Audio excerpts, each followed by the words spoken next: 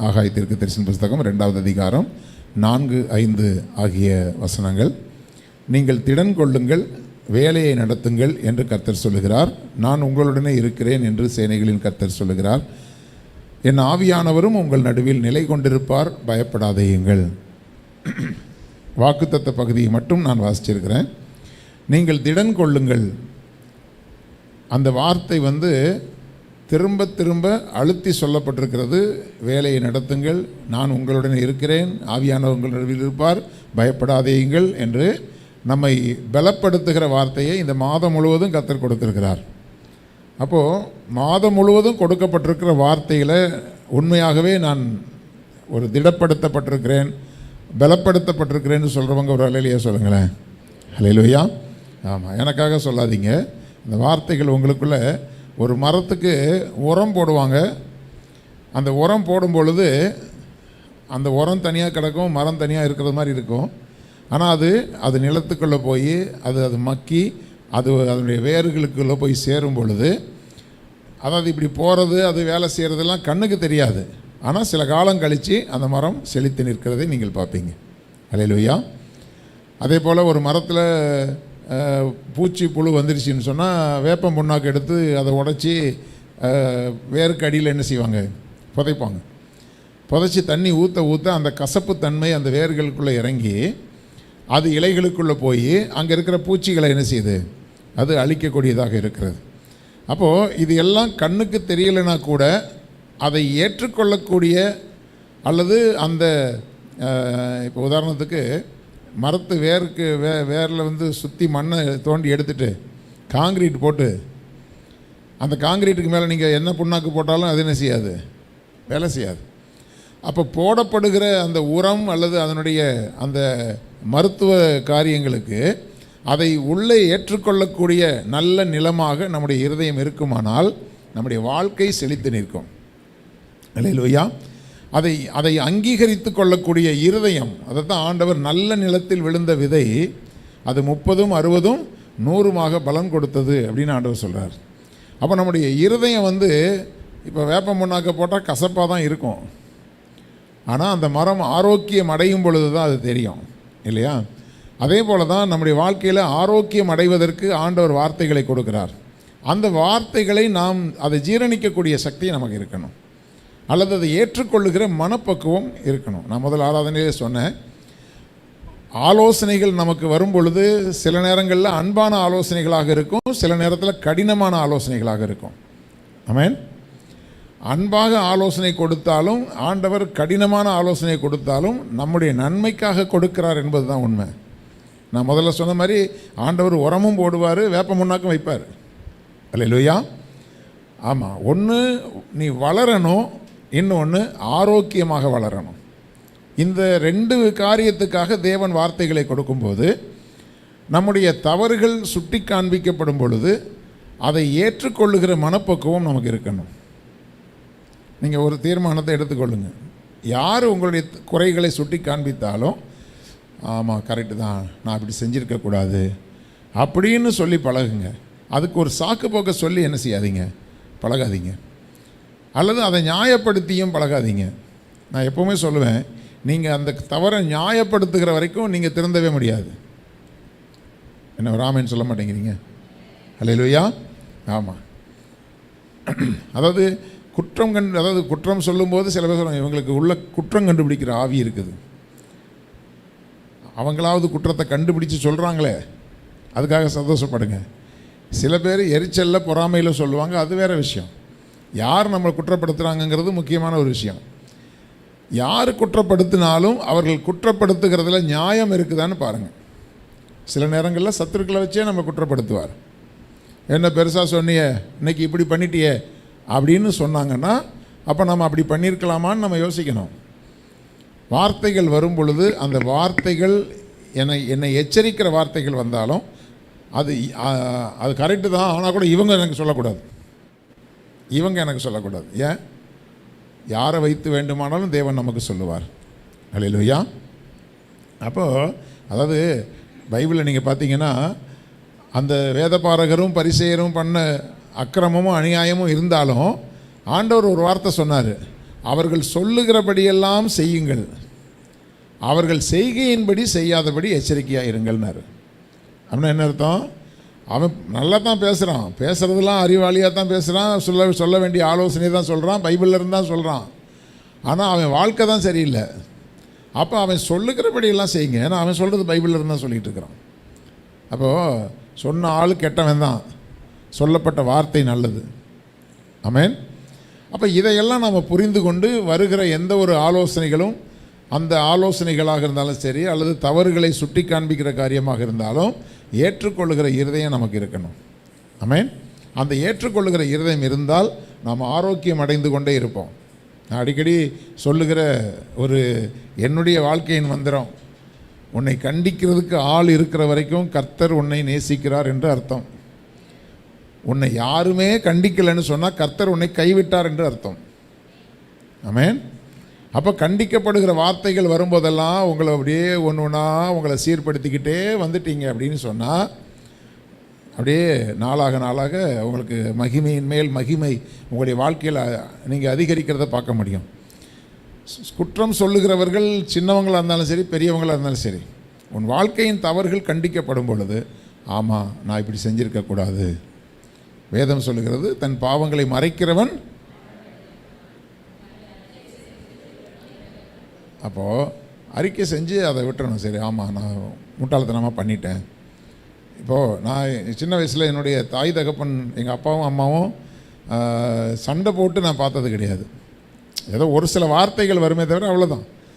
என்ன இப்படி முட்டாள்தனமாக பண்ணிட்டியே அப்படின்னா, ஆமாம் அது அறிவில்லாமல் தான் பண்ணிட்டேன் அப்படின்னுவாங்க. அல்லது வேறு ஏதாவது ஒரு வார்த்தை வரும்போது, ஆமாம் ஆமாம் கோபத்துக்கு அறிவில்லாமல் நானும் பேசிட்டேன், தப்பு தான் அப்படின்வாங்க. கோபத்துக்கு அறிவில்லாமல், கோபம் வரும்போது என்ன இருக்காது சொல்லுங்கள்? கோபம் வரும்போது அறிவான வார்த்தையெல்லாம் எதிர்பார்க்க முடியாது. கோபத்துக்கு அறிவில்லாமல் நான் வார்த்தையை பேசிட்டேன், அது 2-3 வார்த்தையோடு முடிஞ்சு போகும். அவங்க சண்டை போட்டு யுத்தம் பண்ணி நான் பார்த்ததே கிடையாது.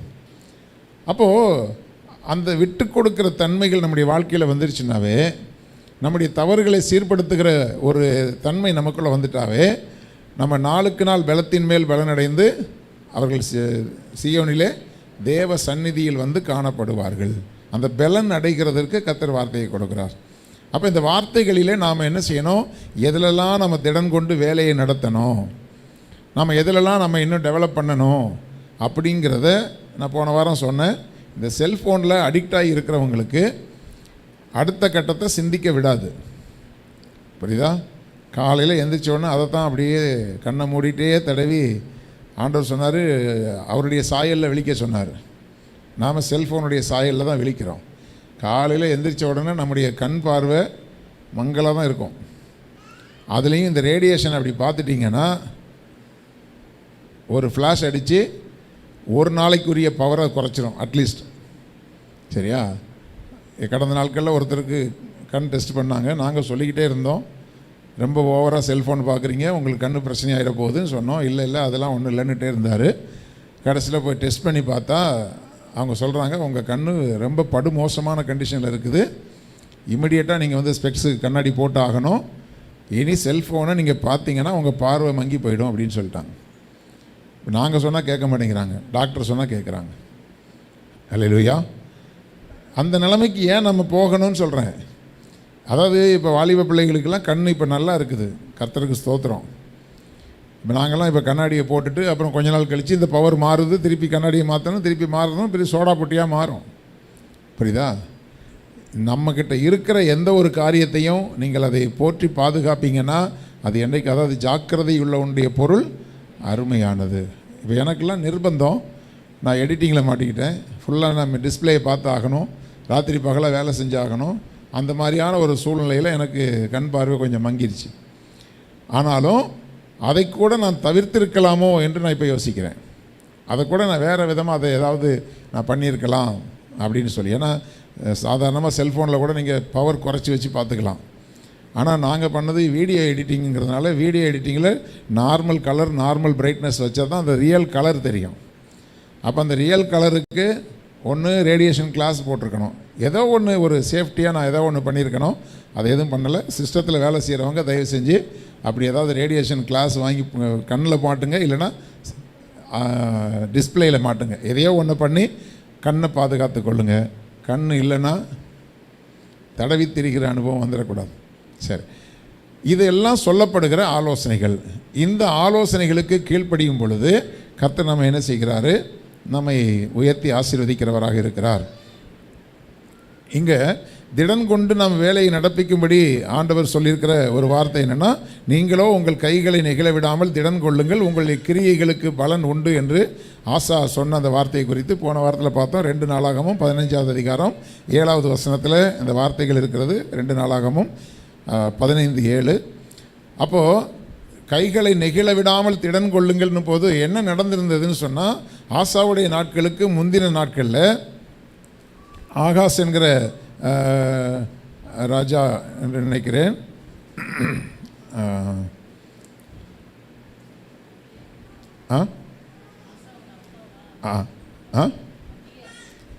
அபியா இல்லை, இன்னொரு வார்த்தை வருகிறது. அந்த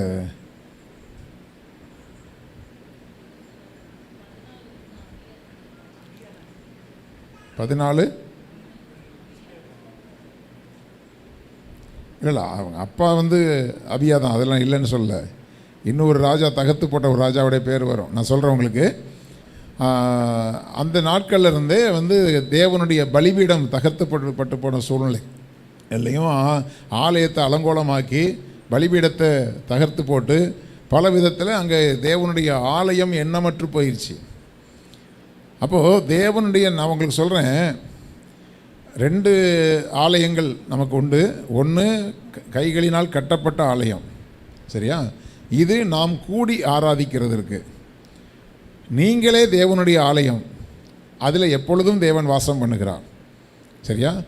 அப்போது தேவன் வாசம் பண்ணுகிறதற்கு நம்முடைய ஆலயத்தை நாம் ஆயத்தப்படுத்தி கொடுக்க வேண்டியது அவசியம். புரியுதா? தேவன் நமக்கு இந்த சரீரமாகிய ஆலயத்தில் தான் அவர் வாசம் பண்ணுகிறார். நான் அடிக்கடி சொல்லுவேன், இது கைகளினால் கட்டப்பட்ட ஆலயம், இது தேவனுடைய ஜனங்களாக கூடி அவரை ஆராதிப்பதற்கு. ஆனால் நீங்களே தேவனுடைய ஆலயம், ஆலயங்களாக நீங்கள் வருகிறீர்கள். ஆலயங்களெல்லாம் சேரும்போது தான் இது ஆலயம். யாருமே இல்லைன்னா இதுக்கு பேர் கட்டடம், சரியா? அப்போ இந்த ஆலயங்களெல்லாம் சேர்ந்து இந்த ஆலயத்திலே ஆராதிக்கும் போது தேவ மகிமை இறங்குகிறது. ஆலயங்கள், அதாவது மகிமை குறைந்த ஆலயங்களாக வருவீங்க, மகிமை நிறைந்த ஆலயங்களாக நீங்கள் திரும்பி போவீங்க. அல்லேலூயா. அப்படி நம்முடைய ஆலயத்திலே தேவன் வாசம் பண்ணும்படி நம்முடைய இருதயத்தை நம்ம ஆயத்தப்படுத்தி அவருக்கு நம்ம கொடுக்கணும். அவர் வந்தால் கொஞ்சம் கம்ஃபர்ட்டாக உட்கார்றதுக்கு நமக்கு அவருக்கு என்ன செய்யணும்? ஆயத்தப்படுத்தி கொடுக்கணும். நான் பல சபைகளுக்கு போகிறதுனால தெரியும், சில சபைகளுக்குள்ளே போனால் அந்த சபையை பார்த்த உடனே தெரியும், என்னாலேயே இருக்க முடியாத சர்ச்சுகளில் ஆண்டவர் எப்படி இருப்பார். அவங்களுக்கு ஆலயத்தை பற்றியே கவலையே கிடையாது. ஒரு ஆலயம்னா, அதான் நான் எப்போவுமே நான் சொல்லுவேன், பல ஊழியக்காரங்களுடைய மீட்டிங்லேயும் நான் சொல்கிறது உண்டு. அதாவது ஆண்டவர் ஒரு ஆசரிப்பு கூடாரத்தை, அதாவது டெம்பரரியாக ஒரு ஆலயத்தை கட்டுறது, அந்த ஆசரிப்பு கூடாரத்துக்கே தேவன் அவ்வளோ டெக்கரேஷனை சொல்லியிருக்கார். இதை இப்படி பண்ணணும், அப்படி பண்ணணும், இப்படி இருக்கணும், அப்படி இருக்கணுங்கிறார். அப்போது ஒரு கட்டடமாக அது கட்டப்படும் போது அந்த ஆலயம் எப்படி இருக்கணும்? ஒரு ஆலயத்துக்குள்ளே வந்த உடனே அந்த ஆலயத்துக்குள்ளே ஜெபிக்கணும்னு அவங்களுக்கு தோணணும். அந்த அளவுக்கு அந்த ஆலயம் நமக்கு ஒரு தெய்வீகமான ஒரு உணர்வை அது உண்டாக்கணும். அப்படி இல்லைன்னு சொன்னால், நான் சில இடங்களில் பார்த்துருக்குறேன். அன்றைக்கி ஒரு பாஸ்டர் இப்படியாக சொன்னார். அதாவது ஒரு அவருடைய ஆலயத்துக்கு போய் ஒரு செய்தி கொடுக்க போயிருக்கிறாரு. அந்த ஆலயம் ரொம்ப கூரெல்லாம் உடஞ்சி பிஞ்சி இருக்கும்போது அது உள்ளே நின்று பார்க்கும்போது, சரி ரொம்ப கஷ்டப்பட்டவர் போல் இருக்குது அப்படின்னு சொல்லி மனசில் நினச்சிக்கிட்டு, ஸ்பீக்கர் கூட இல்லையாம் அந்த சர்ச்சில், ஒரு ஸ்பீக்கர் கூட இல்லையாம். பார்த்தோன்னே இவருக்கு மனசு ரொம்ப கஷ்டமாகி போச்சு. சரின்னு சொன்னாரா, எங்கிட்ட ஒரு ஆம்பிளிஃபையரும் ஒரு ஸ்பீக்கர் இருக்குதுப்பா, நீ வாங்கிக்கோ அப்படின்னு சொல்லியிருக்கார். சரின்னா அவர் அதை எடுத்து வச்சுருக்காரு. இவர் வாங்கிறதுக்கு போயிருக்கார். போயிட்டு ஸ்பீக்கரையும் ஆம்பிளிஃபையரையும் தூக்கிட்டு வெளியில் போனால், வெளியில் ஒரு புது கார் நிற்கிது. அப்போது, தம்பி எப்படி கொண்டு போக போகிறீங்க? ஏதோ கார் கொண்டு வந்திருக்கேன் பாஸ்டர். அப்படியா, யார் ஃப்ரெண்டுகிட்ட வாங்கிட்டு வந்தீங்களா? இல்லை பாஸ்டர், என் கார் தான் பாஸ்டர். புது காரு, காஸ்ட்லி காரு, புது காரு, காஸ்ட்லி கார் வச்சுருக்காரு. ஆலயம் அலங்கோலமாக கிடக்குது. அப்போது அவர் சொன்னாராம், தம்பி இந்த முறை நான் உனக்கு இதை தந்துடுறேன்னு சொன்னேன், தந்துட்டேன். நீ என்ன பண்ணுவே தெரியாது, அந்த காரை வித்தாவது உன் ஆலயத்தை நீ ரிப்பேர் பண்ணு. அல்லேலூயா. ஆலயத்துக்கு செய்ய வேண்டிய ஒரு காரியத்தை நீ செய்யாமல், அதுவும் ஏதோ ஒரு பழசில் ஒரு இது வாங்கினேன் அப்படின்னா அது வேறு விஷயம். புது கார் ஃப்ரெஷ்ஷாக இருக்குது. அப்போ ஆலயத்துக்கு நீ என்ன முக்கியத்துவம் கொடுத்துருக்குற? அப்போது அந்த ஆலயம் இவருக்கே பரிதாபப்பட வேண்டிய நிலைமையில் இருக்குது. அதாவது ஒரு ஓலை கொட்டகையில் இருந்தால் கூட உள்ள அமைப்பு கர்த்தர் உலாவுகிற இடம் அப்படிங்கிற ஒரு எண்ணம் இருந்தால் கர்த்தர் சீக்கிரமாக அந்த ஆலயத்தை டெவலப் பண்ணி அதை கட்டுறதுக்கு உதவி செய்வார். அல்லேலூயா. இப்போ இந்த ஆலயம் கட்டும்போது சில பேர் நீங்கள் இப்படி பண்ணானே, கொஞ்சம் சிம்பிளாக பண்ணானா, அப்படி பண்ணானே, இப்படி பண்ணானே. என் மனசில் ஆண்டவர் எப்படி மோசைக்கு ஒரு பிளானை கொடுத்தாரோ அது மாதிரி எனக்கு கொடுத்துட்டார். அது இப்படித்தான் இருக்க வேண்டும். ஏன் ஒன்றுக்கும் வழியே இல்லையே, அப்போ கூட ஏன் இப்படி பேசுகிறீன்னு ஒரு ஊழியக்காரர் கேட்டார். அவர் ஐஸ்வர்ய சம்பன்னர், அவர் கொடுப்பார். அல்லேலூயா.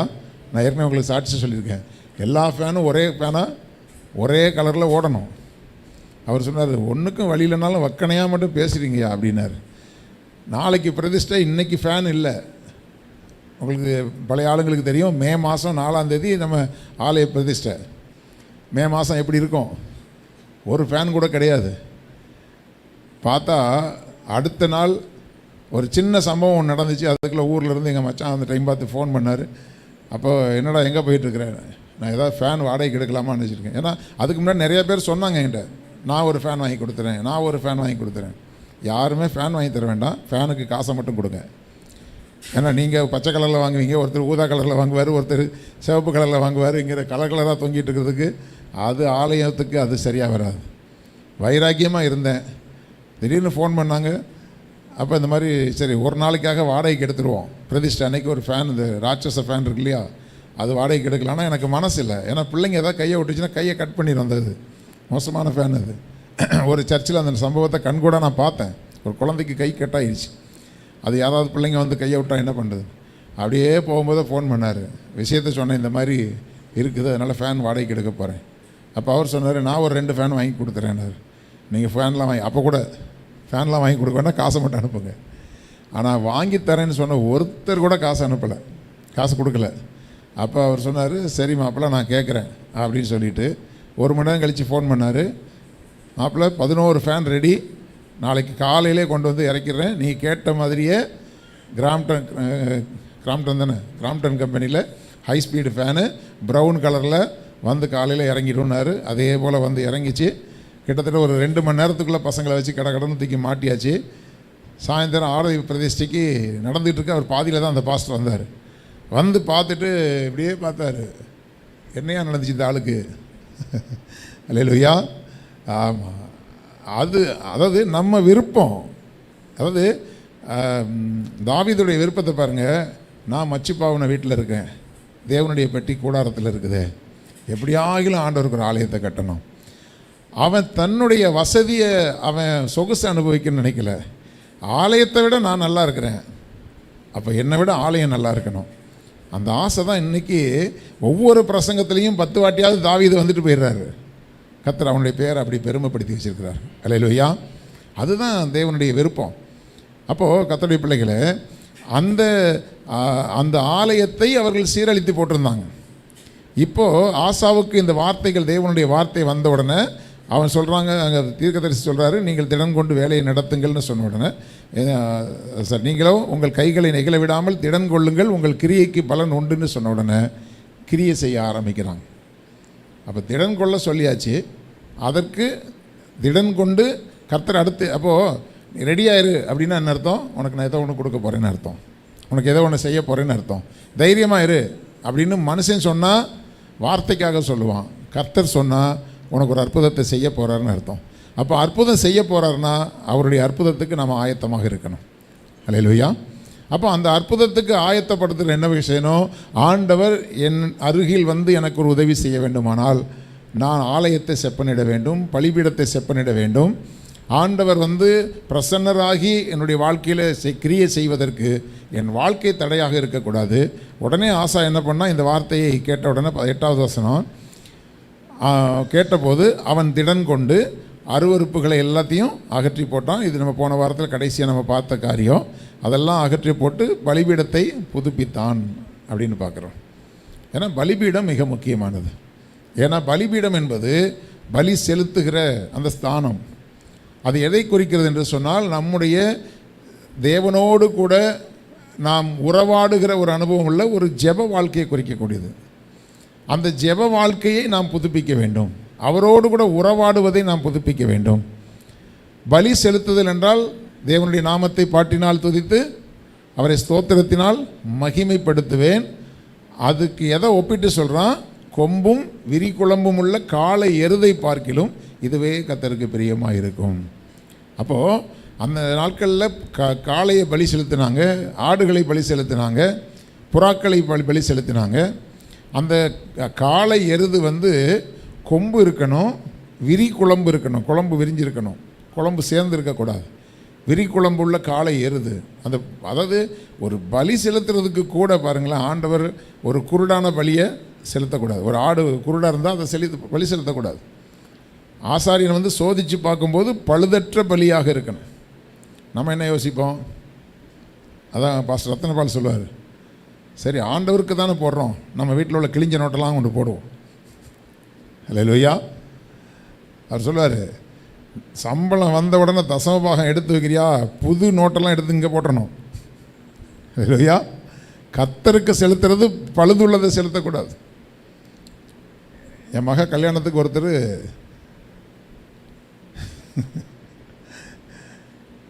பழைய நோட்டு இருக்குல்ல, செல்லாத நோட்டு, அதை தூக்கி கவரில் வச்சு போட்டு விட்டுருக்காரு. 1000 ரூபா பழைய நோட்டு இன்னும் பர்ஸில் வச்சுட்டுருக்குறேன். அவர் ஞாபகார்த்தமாக. கர்த்தருக்கு ஸ்தோத்திரம். பாருங்கள், பண மதிப்பிழப்பு பண்ணி பணம் செல்லாத பணத்தை தூக்கி கூட அதை வச்சுருக்காரு. அவருக்கு என்னென்னா, நான் 1000 ரூபா கொடுத்துட்டேன்.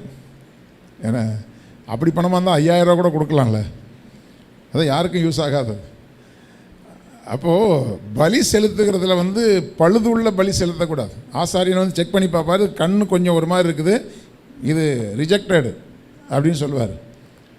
பொதுவாக உலக பிரகாரமாக, ஏயா அதை வெட்டி பலி கொடுக்க போகிறது தானேயா, அதில் ஏன் இதெல்லாம் பார்த்துட்ருக்குற அப்படின்னு.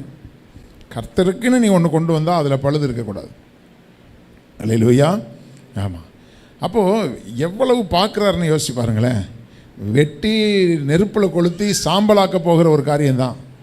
அதில் கண்ணு கோணையாக இருந்தானே, காலு கோணையாக இருந்தானே, அதெல்லாம் கிடையாது. கொம்பும் விரிகுளம்பும் உள்ள காளை எருது, அது எல்லாம் பார்த்து பழுதற்ற பலியாக செலுத்தக்கூடிய அந்த பீடத்துக்கு பேர் தான் பலிபீடம். அப்போ நம்முடைய வாழ்க்கையில் நம்ம ஜெபிச்சு சில காரியங்கள் கிடைக்கல, அல்லது சில காரியங்களுக்கு ஆண்டவர் கேட்டுட்டாருங்கிற நம்பிக்கை உங்களுக்கு வந்துருச்சுன்னா நீங்கள் பயப்பட வேண்டிய அவசியம் இல்லை. ஏன்னா எல்லா ஜெபத்துக்கும் உடனே ஆண்டவர் பதில் கொடுக்கறது இல்லை. ஆனால் நான் ஜெபிக்கிறேன், ஆண்டவர் கேட்குறாருங்கிற ஒரு நம்பிக்கை உங்களுக்கு வர்றதுக்கு அவருடைய பிரசன்னம் அங்கே இறங்கணும். அதுக்கு நீங்கள் பலி செலுத்துகிறது தேவனுக்கு பிரியமானதாக இருக்கணும். அதற்கு உங்களுடைய பலிபீடம் புதுப்பிக்கப்பட வேண்டும். அதை தான் இங்கே சொல்கிறாரு. யூதா பெஞ்சமின் தேசத்தில் இருந்த எல்லா அருவருப்புகளை எல்லாம் அகற்றி போட்டு, அப்போ அந்த அருவருப்புகள் அகற்றப்பட்டு வாழ்க்கையில் உள்ள தவறுகள் பாவங்கள் எல்லாம் நீக்கப்பட்டு, அதற்கு பிறகு பலிபீடத்தை செப்பனிட்டு, இழந்து போன உங்களுடைய ஜெப வாழ்க்கை, இழந்து போன உங்களுடைய பரிசுத்த வாழ்க்கை, தேவனுக்கு பிரியமில்லாத என்னெல்லாம் வந்து உள்ளே ஒட்டிச்சோ அதையெல்லாம் தேவனுக்கு முன்பாக அறிக்கை பண்ணி அவைகளை அப்புறப்படுத்தி உங்களுடைய பலிபீடத்தை நீங்கள் சரி பண்ணணும். உங்களுடைய ஜெப வாழ்க்கையை சரி பண்ணணும். அதுக்கு 12 கற்களை வைத்து அடுக்கி, அதெல்லாம் நான் நிறைய காரியங்கள் முதல் ஆராதனையில் பார்த்தோம். 12 கற்கள் 12 கோத்திரத்துக்காக வைக்கப்பட்டது. பழைய ஏற்பாட்டில் யாக்கோபு என்கிற தகப்பனுக்கு கொடுக்கப்பட்ட 12 பிள்ளைகள் கோத்திரங்களாக கொடுக்கப்பட்டது. அது யாக்கோபு இஸ்ரவேலாய் மாற்றப்பட்டு அது தேவனுடைய அழைப்பை குறிக்கக்கூடியது. அவனுடைய பிள்ளைகள் அவனுடைய சந்ததி பெருக்கத்தை குறிக்கக்கூடியதாக இருக்கிறது. தேவனுடைய பிள்ளைகளை அழைப்பு பெற்றிருக்கிறீங்க அப்படின்னா, யாக்கோபை போல அழைப்பு பெற்றிருந்தால் நீங்கள் மனம் திரும்பி இருக்க வேண்டும், இஸ்ரவேலாக மாற்றப்பட்டிருக்கணும். அந்த வார்த்தைகளை பார்த்தீங்கன்னா உங்களுக்கு தெரியும். எலியா பலி செலுத்தும் போது 1 ராஜாக்கள் 18:3 அவன் பலிபீடத்தை செப்பனிடும்போது முதலாவது செஞ்ச காரியம், உனக்கு இஸ்ரவேல் என்னும் பேர் இருப்பதாக என்று சொல்லி கர்த்தருடைய வார்த்தையை பெற்ற யாக்கோபுடைய குமாரர். அல்லேலூயா. உனக்கு இஸ்ரவேல் என்னும் பேர் இருப்பதாக அப்படின்னா யாக்கோபை மாற்றி மனம் திரும்பி அவனுடைய வாழ்க்கையை மாற்றி இஸ்ரவேலாக மாற்றி அவனுக்கு 12 பிள்ளைகளை கொடுத்து கோத்திர பிதாக்களாக கொடுத்தார். அந்த 12 கோத்திரங்களுக்கு அடையாளமாக 12 கற்களை தூக்கி அவன் அங்கே பலிபீடத்தில் வைத்தான். அப்போ ஒரு பலிபீடத்தினுடைய அஸ்திபாரம் எதிலே கட்டப்பட்டிருக்கிறது என்றால் இஸ்ரவேல் கோத்திரத்திலே கட்டப்பட்டிருக்கிறது. நாம் ஆவிக்குரிய இஸ்ரவேலர்களாக முதலாவது நம்ம என்ன செய்யணும்? கர்த்தருக்கு முன்பாக வரணும். மாம்சத்துக்குரிய இஸ்ரவேலர்கள் பாவம் செஞ்சாங்க, ஆவிக்குரிய இஸ்ரவேலர்களுக்கு அப்படி கிடையாது. புதிய ஏற்பாட்டில் நமக்கு பேர் என்னது? ஆவிக்குரிய இஸ்ரவேலர்கள். அப்போ அந்த 12 கோத்திரம், புதிய ஏற்பாட்டில் வந்தீங்கன்னா 12 அப்போஸ்தலர்கள். அப்போ நம்முடைய பலிபீடம், நம்முடைய ஜெப வாழ்க்கை 12 அப்போஸ்தலர்களுடைய உபதேசத்தின் மூலமாக கட்டப்பட்டதாக இருக்கணும். ஏன்னா அப்போஸ்தலர்களுடைய அடிச்சுவடுகளில் தான் புதிய ஏற்பாட்டு விசுவாசிகள் நடக்கணும். அப்போ அந்த அப்போஸ்தல உபதேசங்கள் பல விதமாக இருக்கிறது. ஒருத்தன் பிதா மட்டும்தாங்கிறான், ஒருத்தன் குமாரன் மட்டும்தாங்கிறான், ஒருத்தன் பரிசுத்த ஆவி மட்டும்தாங்கிறான். இதெல்லாம் உங்களுக்கு கேள்விப்படாத வரைக்கும் கர்த்தருக்கு ஸ்தோத்திரம். பலவிதமான செமிக்கிராக்குகள் இருக்குது. ஹல்லேலூயா. தேவனுடைய அந்த ட்ரினிட்டி, அந்த திரித்துவத்தை மறுதலிக்கிற எந்த உபதேசமும் தவறானதாக இருக்கும். அவர் நம்மை சிருஷ்டித்ததிலே அவர் தேவனாக இருக்கிறார். நம்மை ரட்சிப்பதற்கு அவர் இயேசுவாக வெளிப்பட்டார். முடிவு பரியந்தம் நம்மை நிலைநிறுத்துவதற்கு பரிசுத்த ஆவியாக அவர் இருக்கிறார். 3 விதத்திலே தேவன் நமக்கு வெளிப்பட்டிருக்கிறார்.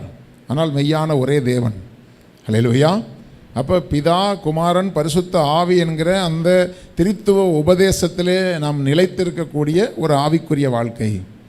உபதேசத்தில் கோளாறு வந்தாலும் 12 கல்லில் 2 கல் உடஞ்சி போச்சுன்னு அர்த்தம்.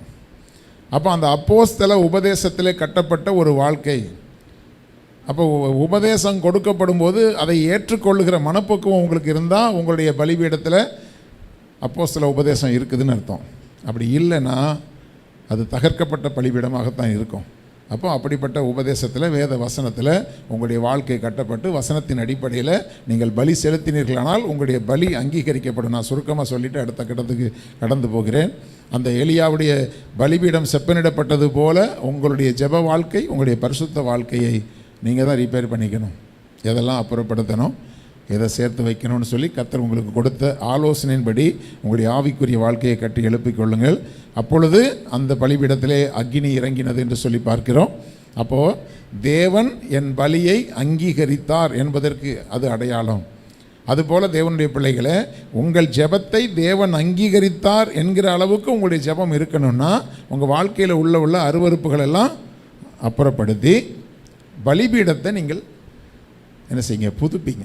பலிபீடத்தை புதுப்பிச்சு, அதாவது உங்களுடைய ஜெப பீடத்தை அல்லது ஜெப வாழ்க்கையை புதுப்பிக்கும் பொழுது நீங்கள் அப்படியே கண்ணை மூடி ஆண்டவரே ஸ்தோத்திரம்னு சொன்ன உடனே அவர் அங்கே இருக்கிறார், அந்த உணர்வு உங்களுக்கு வரும். கண்ணை மூடி அப்படியே ஆண்டவருடைய பிரசன்னத்தை உடனே உணர முடியுதான்னு பாருங்கள். முடியலைன்னு சொன்னால் அவர் வர முடியாத அளவுக்கு ஏதோ தடைகள் நம்மக்கிட்ட இருக்குதுன்னு அர்த்தம். ஹல்லேலூயா. அது முதல் ஆராதனையில் சொன்னதே சொல்கிறேன். பிரசன்னம் என்று சொன்னால் என்ன? ஆங்கிலத்தில் ப்ரெசன்ஸ்ன்னு சொல்கிறாங்க, தமிழில் பிரசன்னம்னு சொல்கிறோம். ப்ரெசன்ஸ்னால் ஸ்கூலில் இப்போ பிள்ளைங்க வந்து காலேஜில் கூப்பிட்டு பேர் வாசித்த உடனே என்னம்மா சொல்லுவீங்க? ப்ரெசன்ஸ் சார் அப்படின்னா என்ன அர்த்தம்? நான் இங்கே வந்திருக்கிறேன், இங்கே இருக்கிறேன் அப்படின்னு அர்த்தம் இல்லையா? அப்போ ப்ரெசன்ஸ் சார் அப்படின்னா நான் பிரசன்னமாகி இருக்கிறேன், இங்கே நான் இருக்கிறேன், ஐ ஆம் ஹியர் இல்லையா?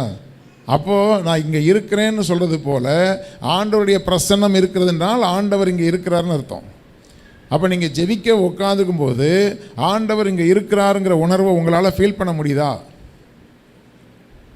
இல்லை, ஸ்தோத்திரம் ஸ்தோத்திரம் ஸ்தோத்திரம் ஸ்தோத்திரம்னு நம்முடைய ஸ்தோத்திரம் வரட்டு ஸ்தோத்திரமா, நம்முடைய துதி ஒரு வறட்சியான ஒரு துதியாக, ஏதோ போனேன், ஏதோ ஜெபம் பண்ணேன், ஏதோ ஒன்று சரி சொல்ல வேண்டியதை சொல்லிட்டு வந்துட்டேன், அதாவது இந்த இடத்துல கொட்டி விட்டு போயிட்டேன், அவராக வந்து பொறுக்கிட்டு போட்டோம். அவர்கிட்ட நீங்கள் கொடுக்கணும். ஹல்லேலூயா. அதற்கு உங்களுடைய இருதயம் அவருக்கு முன்பாக சுத்தமாக இருக்கணும். ஹல்லேலூயா. உங்களுடைய பலி சுத்தமான பலியாக செலுத்தப்பட்டால் அதை சுகந்த வாசனையாக அவர் நுகர்கிறார் என்று சொல்லப்பட்டிருக்கிறது. அப்போ சுகந்த வாசனையாக உங்களுடைய துதி, உங்களுடைய ஸ்தோத்திரம் அவருக்கு சந்தோஷத்தை கொடுக்கணும். பைபிளில் ஒரு வசனம் இருக்குது, உன் பாடல்களின் இரைச்சல்களை என்னை விட்டு தூரப்படுத்து, அகற்றி போடுங்கிறார். அப்போ நம்ம பாடுற பாட்டு அவருக்கு எப்படி இருக்குதான்? இரைச்சலாக இருக்குது. சில பாட்டு வந்து இரைச்சலாக இருக்கும். பழைய காலத்து ரேடியோலாம் வந்து பாட்டு வச்சிங்கன்னா இப்போ உள்ள கிளாரிட்டியும் அப்போ உள்ள பாட்டெலாம் கேட்டிங்கன்னா எப்படி இருக்கும்? அதுக்காக போய் அப்போ உள்ள பாட்டை கேட்டுட்டு இருக்காதீங்க, இரைச்சலாக இருக்கும். அப்போ ஏய் சவுண்டை குறைப்பா அப்படின்வாங்க. அப்போ அந்த இரைச்சல் வந்து நம்ம டிஸ்டர்ப் பண்ணோம். அப்போ நீங்கள் உட்காந்து பார்த்து தந்தானை துதிப்போம், ஏய் நீ தந்தாலும் துதிக்க மாட்டேன், தரலாலும் துதிக்க மாட்டேன், போ வீட்டுக்கு, நீ ஜெபிக்கவே வேண்டாம் அப்படின்னு ஆண்டவர் சொல்லுவாரா? உங்களுடைய துதி பலிகளை அவர் சந்தோஷத்தோடு கூட அவர் நுகர்ந்து கொள்ளுகிறாரா? அப்போது என்னுடைய ஜெபத்தில் நான் மட்டும் அந்த இடத்துல இருக்கேங்கிறது இல்லை, நான் ஜெபிக்க உட்காரும்போது அதாவது எப்பொழுதுமே அவரோடு இருந்தால் பிரச்சனையே கிடையாது. ஆண்டவர் இயேசு கிறிஸ்து ஒரு ஜெபம் பண்ணார், நீர் எப்போதும் எனக்கு செவி கொடுக்கிறீர் என்று நான் அறிந்திருக்கிறேன், ஆனாலும் இங்கே இருக்கிற இவர்கள் விசுவாசிக்கும்படியாக நான் ஜெபிக்கிறேங்கிறார் ஆண்டவர். அப்போது நீர் என்னை தனியே, எப்போதும் உமக்கு பிரியமானதையே செய்கிறபடியால் நீர் என்னை தனியே இருக்க விடுகிறதில்லை. என்ன அருமையான ஜெபம் பாருங்க. ஹல்லேலூயா. நான் வேலைக்கு போனாலும் சரி, ஸ்கூலுக்கு போனாலும் சரி, காலேஜுக்கு போனாலும் சரி, நான் எந்த காரியத்தை செய்தாலும் சரி அவர் என்னோடு கூட இருக்கிறார். அதாவது நான் அவரை விட மாட்டேங்கிறது இல்லை, அவர் என்னை தனியாக இருக்க விட மாட்டார். ஹல்லேலூயா. அப்போ நம்முடைய இருதயம் எப்படி இருக்கணும்? நான் போனாலும் உட்கார்ந்தாலும், அதாவது நான் அவரை மறந்துருந்தாலும் அவரால் என்ன மறந்து இருக்க முடியாது, அந்த அன்பு. ஹல்லேலூயா.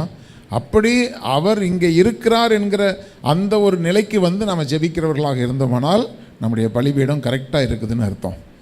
அப்படி நம்முடைய வாழ்க்கையை அமைத்து கொள்வோம். அப்பொழுது தேவன் அதை அங்கீகரிப்பார், பரலோகத்திலிருந்து அக்கினி இறங்கும். ஆமென். அப்போது பரலோகத்திலிருந்து அக்கினி இறங்கி நம்முடைய பலிகள் அங்கீகரிக்கப்படும் போது கூடியிருந்த ஜனங்கள் எல்லாம் கர்த்தரே தேவன், கர்த்தரே தேவன் என்று சொல்லி என்ன செஞ்சாங்களாம்? ஜனங்கள் பணிந்து கொண்டார்கள் என்று சொல்லி பார்க்கிறோம். அப்போது நீங்கள் சரியான ஒரு ஆவிக்குரிய வாழ்க்கை வாழ்ந்தால் உங்களை பார்க்கிற ஜனங்களும் உங்களை பார்த்து இயேசுவை விசுவாசிப்பாங்க. அல்லேலூயா. அப்படிப்பட்ட ஒரு வாழ்க்கைக்கு உங்களை அர்ப்பணித்து கொள்ளுங்கள். சரி, அடுத்து இப்போது அந்த பலிபீடத்தை செப்பனிடுகிறது அல்லது பலி செலுத்துகிறதை குறித்து இன்னும் கொஞ்சம் விளக்கமாக நம்ம வந்து ரோமர் நிருபத்தை எடுத்துக்கொள்ளுவோம். ரோமர் 12வது அதிகாரத்தில் 1வது வசனம் 1, 2, 3 வாசிங்கம்மா.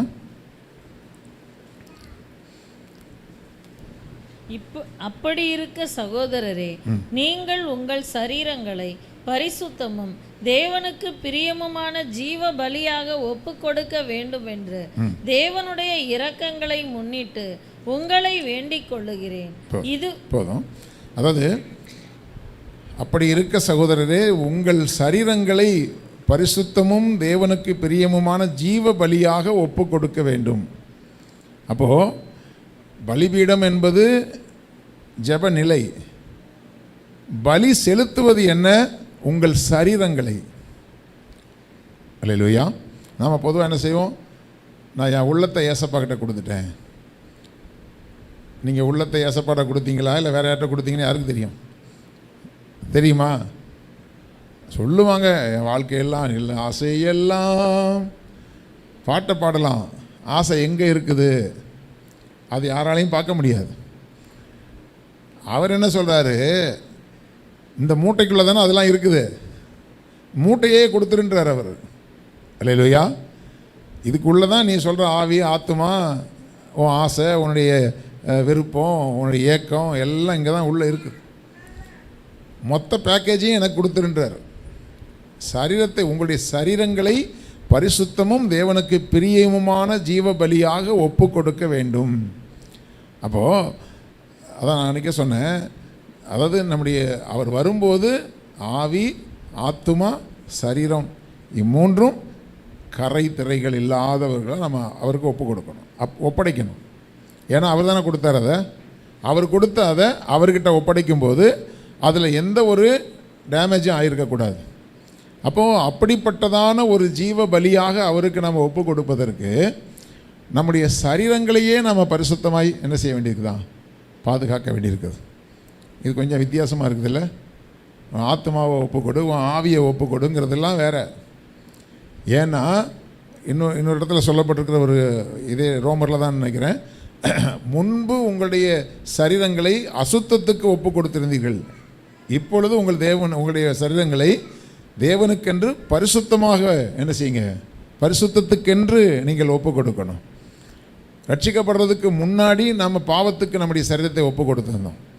நம்முடைய கர்த்தருக்கு பிரியமில்லாத எந்த ஒரு காரியத்தை நாம் அனுபவித்தாலும் இந்த சரீரத்தை கரைப்படுத்துகிறோம். சரீரத்தை கரைப்படுத்திக்கிட்டு நான் ஆவி சுத்தமாக இருக்குன்னா சொல்ல முடியுமா? வீட்டை சுற்றி கூவம் ஓடிட்டு இருக்குது, சுற்றி கூவம் ஓடிட்டு இருக்குது, உள்ளே எல்லா பொருளும் சுத்தமாக இருக்குன்னா யார் உள்ளே போய் எடுக்கிறது அதை? அப்போது அதாவது கூவாத்துக்கு ஒட்டி இருக்கிற வீடுகளில் நீங்கள் போய் பார்த்தீங்கன்னா அங்கேயே குடியிருக்கிறவங்களுக்கு அந்த ஸ்மெல் தெரியாது. ஆனால் வேறு ஏரியாவிலேருந்து அவங்க வீட்டுக்கு போய் அவங்க வீட்டில் இருக்கிற எந்த பொருள் அப்படி மோந்து பார்த்தாலும் சரி அந்த கூவாத்துடைய ஸ்மெல் இருக்கும். உங்களுக்கு எப்படி பாஸ்டர் தெரியும்னா, நான் சில வீடுகளுக்கு அப்படி நான் போயிருக்கிறேன். காரணம் என்னென்னா அதோடைய ஸ்மெல் அப்படியே பரவி இருக்கும் அங்கே. அப்போ நான் ஒரு வீடு கட்டி பிரதிஷ்டை பண்ணாங்க, சொந்தக்காரங்க தான். அப்போ போகும்போது நான் கேட்டேன், எப்படிம்மா இங்கே இருக்கிறீங்க அப்படின்னு கேட்டேன். எங்களுக்கு இது பழகிருச்சு அப்படின்னு சொன்னாங்க. அது அவங்களுடைய வாழ்வாதாரம் அப்படி இருக்குது, அதனால் அந்த வீட்டில் இருக்காங்க. நான் அதை குறை சொல்லலை. ஆனால் சில சூழ்நிலைகளில் நம்ம பழகிட்டோன்னு சொன்னால் அது நமக்கு நியாயமாக தான் தெரியும், கரெக்டாக தான் தோணும். புரியுதா?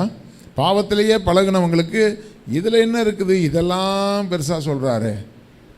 சில பேர் பாஸ்டர் ரொம்ப ஓவராக சொல்வார் இல்லையா? ஆமாம், அதாவது எப்போவுமே தலைவலி இருக்கிறவங்களுக்கு சரி அப்படி தான் ரொம்ப வருஷமாக இருக்குது அப்படின்வாங்க.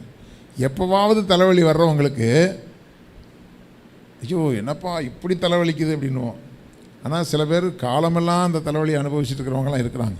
பாவம் தான் அவங்களுக்கு, அவங்களுக்காக நான் வருத்தப்படுறேன். கர்த்தர் அவங்களுக்கு நல்ல சுகத்தை கொடுக்கணும். ஆனால் எப்போவாவது ஒரு வழி வரும்போது நமக்கு அது கஷ்டமாக தெரியும். அதுலேயே பழகி இருக்கிறவங்களுக்கு மைண்ட் செட்டை என்ன மாறிடுது, சரி இவ்வளோதான் அப்படிங்கிற மைண்ட் செட்டு மாறுது. இதே போல தான் நம்முடைய வாழ்க்கையில் வரக்கூடிய பாவங்களும் பழகி போனால் தவறாக தெரியாது. புரியுதா உங்களுக்கு? இப்போது முதல் முறையாக குடிக்கிற ஆளுக்கு அதை கிட்ட கொண்டு போனோடனே வாந்தி வந்துடும். பழகி போனவங்களுக்கு அதுவே அவங்களுக்கு சாதாரண உணவு மாதிரி மாறி போயிடும். அதுக்கப்புறம் அவங்களே அதை உடனே நினச்சாலும் அது அவங்கள விடாது. ஏன்னா எங்கள் பாஸ்டர் ஒரு கதை ஒன்று சொல்லுவார்.